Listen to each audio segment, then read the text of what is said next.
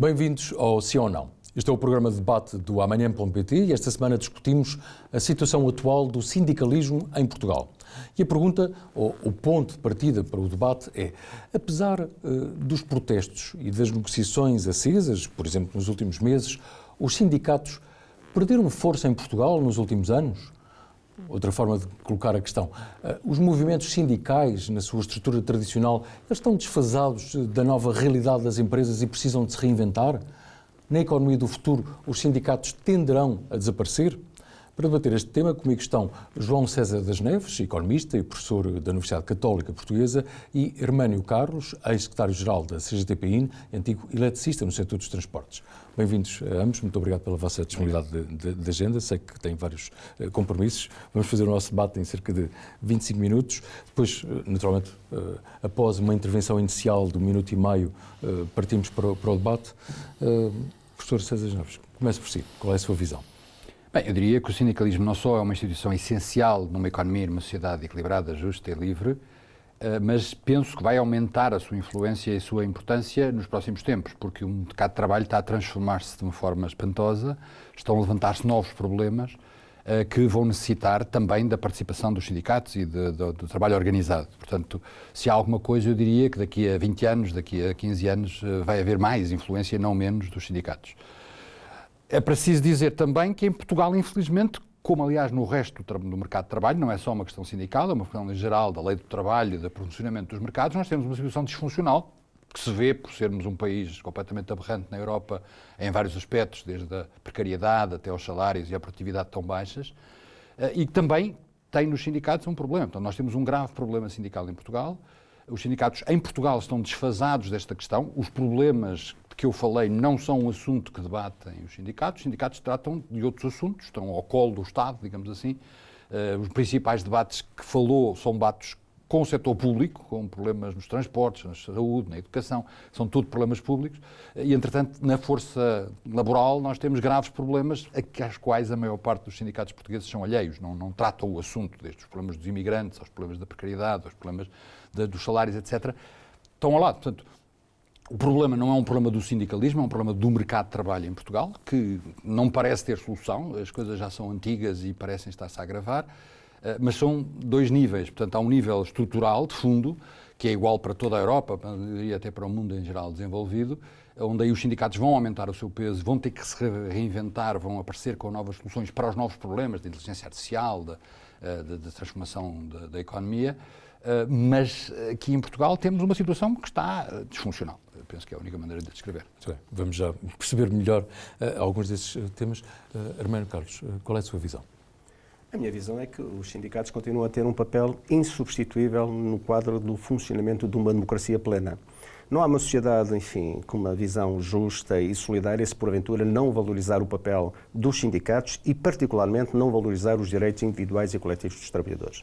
E se dúvidas subsistissem relativamente à existência dos sindicatos, se estão em profundo declínio ou não, independentemente de haver alguns recuos, mediante, sobretudo, das condições de trabalho, das alterações no plano da legislação laboral que, entretanto, se verificaram, o que nós constatamos é que há um aumento significativo da intervenção sindical em torno de problemas muito concretos, como os salários, o aumento dos salários, que tem uma relação direta com a acentuação das desigualdades que emanam de uma legislação do trabalho que sistematicamente é revista sempre para pior, para facilitar os que têm mais poder e fragilizar aqueles que têm menos poder. E depois, por outro lado, também com o que se relaciona com a precariedade. Há pouco foi dito que os sindicatos não têm uma intervenção sobre a precariedade. É precisamente o inverso. Não há nenhuma organização em Portugal com uma intervenção mais incisiva e, em alguns casos, eficaz no que respeita ao combate à precariedade que os sindicatos da CGTP. Mas não só. Nós pensamos ainda que vivemos numa política baseada muito numa concepção hipócrita e cínica. Repare, a política dos últimos governos, dos sucessivos governos, assenta sempre numa lógica. A lógica é elogiar o trabalho, hostilizando os sindicatos e tratando mal os trabalhadores. E quando se fala de que há uma injustiça na distribuição da riqueza e que as desigualdades estão, digamos, a aumentar, o que nós constatamos é que isso não é obra do acaso. Isso é obra de políticas que são implementadas e que depois têm as consequências que todos nós conhecemos. Simultaneamente, Às vezes fala-se muito que há muitas greves, mas é sobretudo no setor público. Não é verdade. A maioria das greves que se realizam em Portugal, de há anos a esta parte, são greves que se realizam nas empresas do setor privado. Só que não são mediatizadas. E como as do setor público, na área da saúde, ou dos transportes, ou na área do ensino, são mediatizadas, é isso que passa e, sobretudo, é isso que é utilizado por outros para passar a ideia de que os sindicatos da CGTP só intervêm no setor público. Sim, intervêm no setor público e têm que intervir mais. Mas, particularmente, intervêm muito, com muitas dificuldades no acesso aos trabalhadores no setor privado. Muito bem. Então, partindo precisamente desta análise também relativamente ao setor privado, como é que o professor vê aquilo que acabou de identificar logo na sua intervenção inicial, que existe alguma fragilidade das estruturas sindicais, sobretudo junto do setor privado, não tanto no setor público? Bem, primeiro estamos a comparar duas coisas completamente diferentes. O setor privado é muito grande, o setor público é pequeno, portanto que haja mais greves no setor privado do que no público seria natural. Não é? Mas de facto no setor privado os trabalhadores sabem que se fizerem greve põem os seus empregos em risco. Não é? E os patrões também, se houver uma greve, põem a sua empresa em risco. E, portanto, são mais sensatos, digamos assim. No setor público não há problemas, aquilo é pago pelo Estado, é pago pelos impostos, é pago pelos trabalhadores dos outros setores que pagam aquilo em impostos. Portanto, podem fazer essas coisas normalmente. Portanto, há aqui uma diferença fundamental. E, além disso, há um outro ponto, que é a greve no setor público nem sequer faz sentido. Porque uma greve é para tramar a vida ao patrão, que não tem produção e fica aflito. No setor público, o patrão até ganha com a greve. Se os autocarros não andarem, se os hospitais estiverem fechados, se as escolas não funcionarem, até reduz os custos.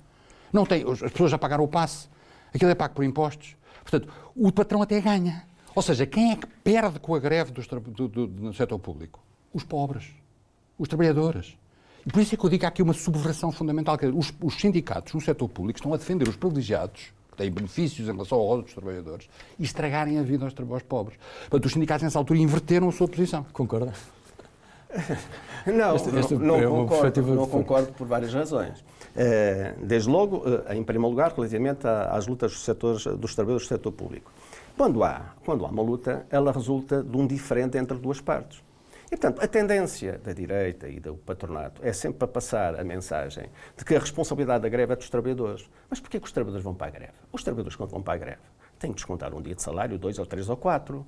E o que nós sabemos é que hoje os trabalhadores da administração pública, uma parte significativa dos trabalhadores da administração pública, perderam cerca de 20% desde o período da Troika até agora, no que respeita ao seu salário. Perderam rendimentos, muito. Ora, portanto, uma pessoa, quando vai para a greve, vai em última instância. Quem é a responsabilidade de se criar essa situação? A responsabilidade não é dos trabalhadores. A responsabilidade é de quem, muitas das vezes, procura impor determinadas regras, não é? Para forçar os trabalhadores a ceder, enfim, direitos e particularmente salários. E esta é uma parte. Por outro lado, não é verdade que os trabalhadores da administração pública não respeitem e, sobretudo, não valorizem o serviço público que é prestado à população. Aos vários níveis. Nós vamos, por exemplo, à saúde e não há ninguém mais interessado em salvaguardar os direitos das populações do que os trabalhadores, do que os profissionais da saúde. Eu estou-me a lembrar. Quem iniciou ou quem introduziu o princípio e fez a proposta do princípio de serviços mínimos na saúde não foi nenhum governo. Foram os médicos, os enfermeiros e os outros profissionais da saúde que assumiram que havia regras que tinham que ser cumpridas, nomeadamente nos hospitais, e tinha que se dar assistência em relação às pessoas.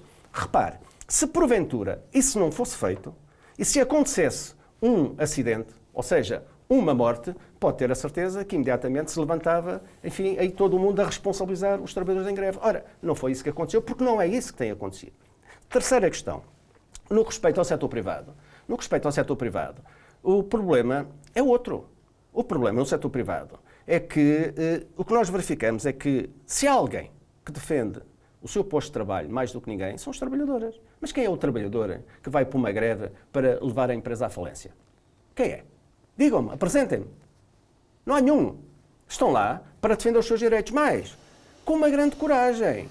Porque em muitas empresas, a adesão à greve ou a participação num plenário implica imediatamente que esse trabalhador fique sob a mira de algumas entidades patronais, enfim, com uma enormíssima falta de responsabilidade, que os perseguem, e mais, nomeadamente no assédio laboral e não só, até na distribuição de prémios, nas promoções e assim sucessivamente. Portanto, hoje ter uma intervenção de luta no setor privado é um exemplo de grande coragem. E também aí, ninguém vai para a luta pela luta. Não é? Só se vai para a luta em última instância. Portanto, neste caso em concreto, o movimento sindical, naturalmente, que tem de estar sempre atento e tem que ter a humildade para reconhecer erros, falhas, também os temos, porque ninguém é perfeito neste país, ninguém é perfeito, mas, por outro lado, também tem a responsabilidade e, sobretudo, a consciência de que é estando lá onde estão os trabalhadores, com os trabalhadores e de acordo com aquilo que é discutido e decidido, que deve continuar a estar. Agora, se há alguém que quer o diálogo social e a negociação, são os sindicatos. Agora, se há alguém que fala no diálogo social e na concertação social, mas depois, simultaneamente, põe em causa a contratação coletiva, exigindo, nomeadamente, a manutenção da norma da caducidade e tentando colocar os trabalhadores e os sindicatos como reféns da vontade patronal, isso é outra parte. E, portanto, essa é outra discussão que implica uma revisão da legislação de trabalho o quanto mais urgente possível. Seria necessário rever a lei laboral? A lei laboral portuguesa é uma lei laboral que foi revolucionária e que é completamente abstrusa comparada com os outros países da Europa. Por isso o nosso mercado de trabalho tem condições que nenhum outro país da Europa tem. Nós temos baixíssimos salários, nós temos enorme precariedade, não existe nos outros países. Os outros países têm leis, mesmo na França, mesmo na Espanha, muito mais liberais, digamos, entre aspas, do que a portuguesa, e aí os direitos dos trabalhadores são melhores do que os da portuguesa. Portanto, nós temos este fiasco evidente. É verdade que desde a Troika houve uma alteração, uma pequena liberalização, não foi muita. Continuamos mais restringidos que a esmagadora maioria dos países da Europa, tirando a Holanda. A Holanda, não sei por que raio de carga d'água, não fui ver. Mas a Holanda subiu acima de nós em termos de rigidez da lei laboral, mas é o único. Os outros todos estão muito abaixo de nós. E eles não têm metade dos problemas que nós temos. Quase de certeza que não é por acaso. Mas é preciso também levantar aqui uma outra coisa, que aliás vai na linha do que disse o Sr. Aménio Carlos, que é, há uma diferença enorme entre a lei, a discussão política e a realidade económica. Quer dizer, os portugueses são sensatos, os portugueses são pragmáticos. Portanto, nós temos uma lei que, se fosse aplicada a sério, era o fim do mundo. A economia não funcionava. Mas depois, na prática do dia-a-dia das empresas, sobretudo naquelas que não são protegidas, como o Estado e outras, e o setor público, as coisas são mais razoáveis e as pessoas negociam e as pessoas arranjam acordos. E, portanto, há uma diferença fundamental entre a rigidez da lei, que faria com que nós tivéssemos, por exemplo, um desemprego muito superior à média da Europa, se fosse realmente aplicada, e a verdade, nós somos um dos países com menos desemprego na Europa. Porquê?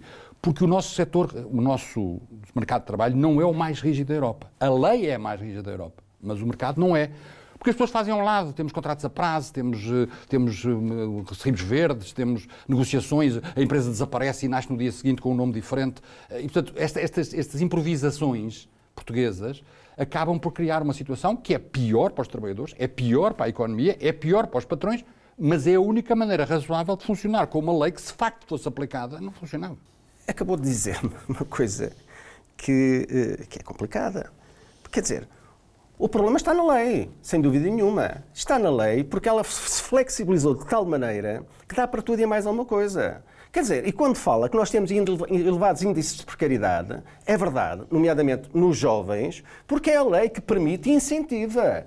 Quando fala que nós temos baixos salários, é verdade, porque é a lei que incentiva o modelo da precariedade dos baixos salários e da redução de direitos. É verdade. Quando diz que há desproteção, nomeadamente dos trabalhadores, é verdade, porque é a lei que reduziu o valor do pagamento das indemnizações, não é? E simultaneamente facilitou os despedimentos. Nós temos a lei dos despedimentos coletivos mais liberal, ou das mais liberais da Europa.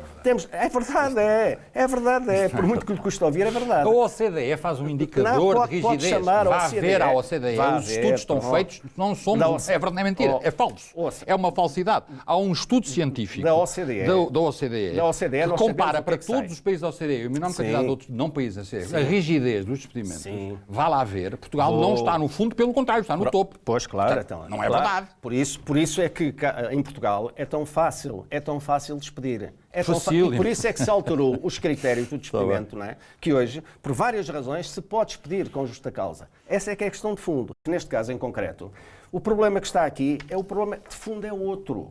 É que a situação que hoje temos em Portugal é uma situação que decorre de uma legislação e de uma prática de muitas empresas na área laboral que desprotege os trabalhadores e que, na ânsia do lucro, procura ir mais longe. Porque quando se comparou aqui a questão da Troika e dos 18% de desemprego, etc., não é? O que nós estamos a esquecer é de outra coisa. É que se o desemprego hoje chegou a 6%, é porque houve crescimento económico, porque aumentou a procura, porque aumentou o volume de negócios das empresas, porque neste caso em concreto também aumentou a capacidade, embora abaixo daquilo que seria desejável, das pessoas, dos trabalhadores, para adquirir os respectivos produtos. Foi por isso que aconteceu. E, portanto, quando isto acontece, dá força à outra ideia de que para a distribuição da riqueza é necessário olhar de uma forma mais objetiva e mais assertiva no que respeita à melhoria do poder de compra dos trabalhadores e da população. Porque se isso acontecer, todos ganham. Inclusive, e particularmente, o grande núcleo de pequenas empresas, micro e pequenas empresas que nós temos, cerca de 90% ou mais do que isso, que trabalham, grande parte delas, para dar resposta ao consumo interno, e não só, em alguns casos também, para, em articulação com outras de maior dimensão, responder no plano das exportações. Mas esse aumento do poder de compra é determinante para que essas empresas funcionem e prosperem. Eu até me recordo do outro lado. Aqui há uns anos, quando havia o aumento do salário mínimo nacional e nós reclamávamos, digamos, uma acentuada melhoria, não é? Havia até quem dizia que, não, se aumentar o salário mínimo nacional, as empresas vão encerrar e os trabalhadores vão ser despedidos. E o que é que se passou? Foi precisamente o inverso. Não, foi exatamente isso que aconteceu. Desculpe lá. Nos casos... Estão a olhar para a realidade. Realidade não, doutor. A realidade, desculpa, é o senhor que não está lá. O salário mínimo nacional em Portugal o salário mínimo, criminoso. E são os pobres que sofrem mais com ele. Como assim? Porquê? Porque todos aqueles que têm uma produtividade abaixo desse nível. Exatamente. O aumento do salário mínimo nacional é criminoso. Nós temos o salário mínimo mais de uma baixo insensibilidade em euros. social. Então ouça até ao fim e aprenda um bocadinho. O salário mínimo Estou cá para aprender consigo, sem dúvida nenhuma. O salário mínimo em Portugal é o dos mais baixos, ou o segundo mais baixo, em termos de euros. E em termos de euros reais. Mas em percentagem do salário médio é o mais alto da Europa. Está a perceber? Ou seja, nós temos salários mínimos altíssimos. O salário mínimo espremeu a distribuição e tornou uma data de gente não competitiva.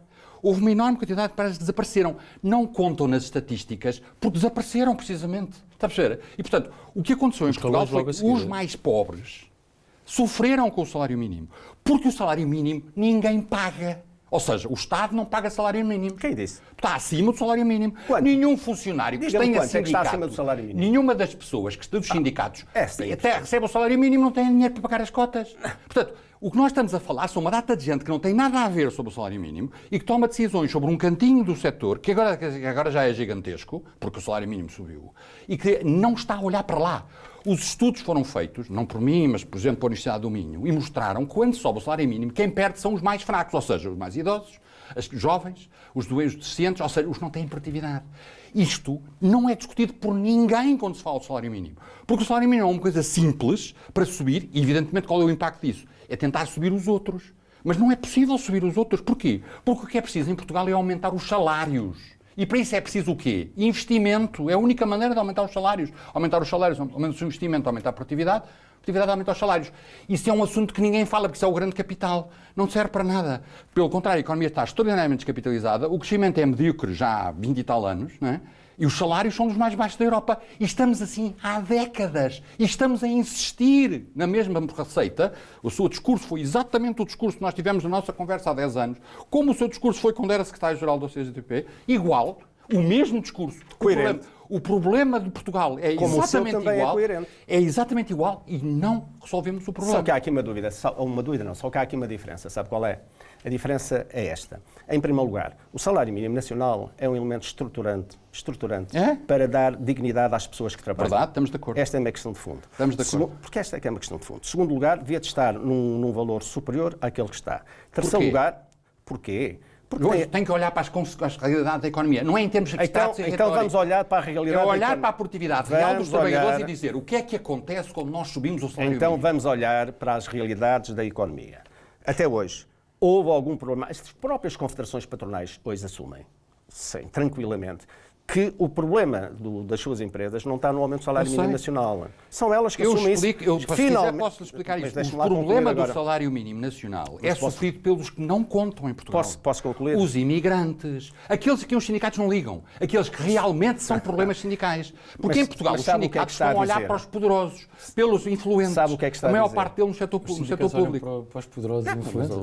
O Soutor vive numa redoma de vida. Não vive, não, meu amigo. Vive lá na sua universidade e, portanto, não é verdade. E é com base nos papelinhos e em alguns estudos que faz. Está a falar sobre assuntos não que não conhece. Não vive na ligação àquilo que é a realidade. Tenho mais realidade do que o meu amigo. É completamente falso que os sindicatos não acompanham os imigrantes. Há muitos anos. Se me disser que é difícil acompanhar aqueles trabalhadores, é difícil. Porquê? Porque está instalado o medo, o terror, eles próprios estão condicionados por posições patronais e muitas vezes são controlados por máfias. Isso é verdade, como está provado. Agora, que os sindicatos têm um trabalho interventivo nessa área, no Alentejo, mas não só, na construção civil. Portanto, a contratação de imigrantes, na maior parte dos casos, é feita para trabalhos desqualificados e, simultaneamente, paga por valores muito baixos. Para quê? Para nivelar as relações de trabalho por baixo e os salários por baixo e para acentuar a pressão sobre os salários dos trabalhadores, neste caso concreto portugueses. Nós queremos os imigrantes com os mesmos deveres e com os mesmos direitos. A todos os níveis. É isto que nós defendemos, não é outra coisa. Agora, retomando... Não é possível. Retomando... É mais uma vez uma ficção. Na prática concreta. Retomando... Compõe os direitos tão altos. É impossível as empresas darem a todos... Mas quais direitos estão altos? Aqueles que estão. Mas o Soutor para a está nossa a falar. produtividade, para os salários que nós temos, aquilo que os meus amigos querem impor é uma coisa que simplesmente acabaria com as empresas. Mas como é que é possível dizer uma coisa dessa? É muito simples, é só olhar, é só fazer as contas. Mas olha é só fazer. Volta. Mas se os senhores não fizeram nunca as contas, como é que hão de saber uma coisa dessas? Como é que Portanto, não fazemos as contas? os sindicatos em Portugal estão essencialmente a vender os mais velhos, os que já estão instalados, os setores poderosos, as grandes empresas. É aí que os sindicatos têm presença e influência. Naquilo que está a nascer, as novas empresas, as startups, a dinâmica dos gig economy, todas estas coisas novas, a inteligência artificial, todos esses assuntos, são os assuntos onde realmente, neste momento, como eu disse no princípio, quando falei, o sindicato é absolutamente indispensável, porque aí há violações gravíssimas a preparar-se para os direitos dos trabalhadores, para os direitos dos cidadãos, e ninguém está a pensar nisso. Aí os sindicatos nem sequer sabem, porque não é esse o seu assunto. Eles estão a negociar com os polícias, eles estão a negociar com os... Hoje consegui perder...